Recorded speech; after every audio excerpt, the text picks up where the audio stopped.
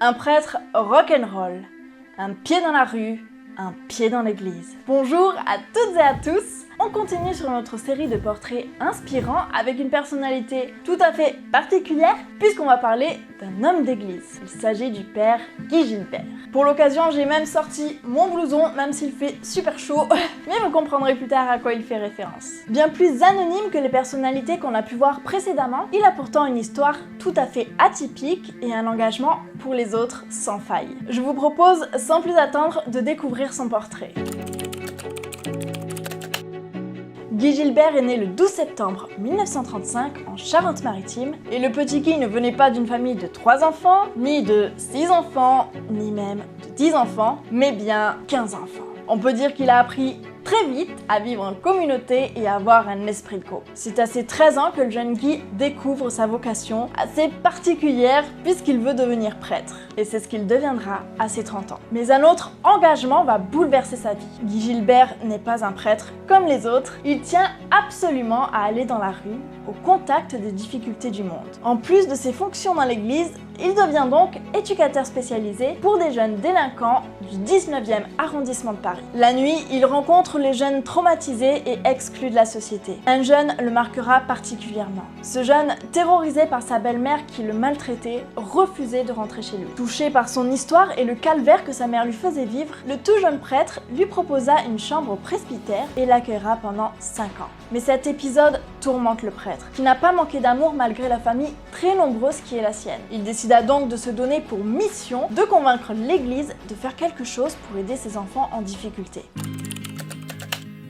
L'occasion de faire quelque chose de grand arrive lorsqu'il achète en 1974 une ferme dans les Alpes. Son objectif est d'en faire un lieu d'accueil, une idée soufflée par un des jeunes. Guy l'appellera la bergerie de Faucon. Il expliquera par la suite que 250 marginaux ont construit cette maison, car c'est avec l'aide de ces jeunes qu'il retapera totalement la vieille bâtisse. Ce sera une aventure aussi difficile qu'extraordinaire qui durera 8 ans. 8 ans pour faire de ces ruines un lieu d'accueil idéal pour ces jeunes. Il y intégrera des animaux pour expérimenter la zoothérapie. Il résume parfaitement son fondement pédagogique. La bête ne ment pas, ne triche pas. Elle rend ce qu'elle a donné, chose qu'ils n'ont pas eu dans leur famille. On y trouvera toutes sortes d'animaux, du lapin au sanglier, en passant par les dromadaires. Dans cette ferme pédagogique, il rassemble une équipe d'éducateurs au service de la réinsertion de ces jeunes en difficulté qu'ils fréquentent au quotidien. Il leur fait découvrir les vertus du travail ainsi que la douceur auprès des animaux. Depuis son ouverture, c'est d'innombrables jeunes qui ont pu profiter du havre de paix pour tenter de se reconstruire, de retrouver un environnement bienveillant. Alors,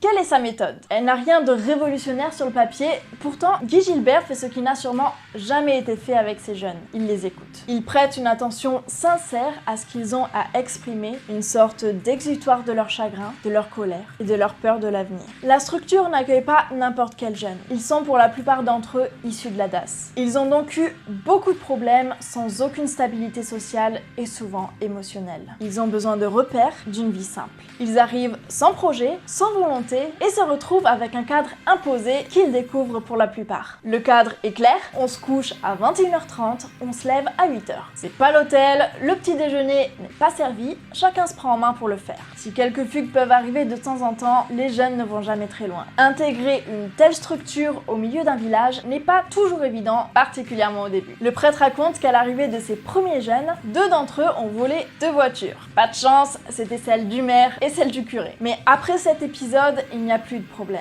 Les jeunes ont fini par s'intégrer à la vie du village et ont même aidé les agriculteurs pour les récoltes. Il faut dire que Guy sait s'y prendre pour gérer les conflits. Il y a un mec, je le prends, il est arrivé de prison, il me traite d'enculé le soir. J'ai dit, écoute mon pote, je t'ai évité la prison, je t'ai fait une réflexion, tu me traites d'enculé. Tu vas te faire foutre. Et il avait l'habitude de dire à la juge, vous êtes une sale pute. C'est très convivial. 6 mois plus tard, il arrive, il dit, mes respects madame la juge. La juge, crise cardiaque. Qu'est-ce que vous avez fait? J'ai dit mon poing dans la gueule une fois. Guy Gilbert a contribué avec son équipe à reconstruire un grand nombre de jeunes avec toujours la même passion, l'aide et l'écoute. Il aime connaître chaque personne par son nom, par son histoire, rester humain parmi les humains. Il affirme ne pas avoir changé depuis le début. Les jeunes, eux, lui semblent très différents de ceux qu'il connaissait 40 ans plus tôt. Il les juge plus violents, plus défaitistes, victimes d'un monde qui incontestablement a empiré.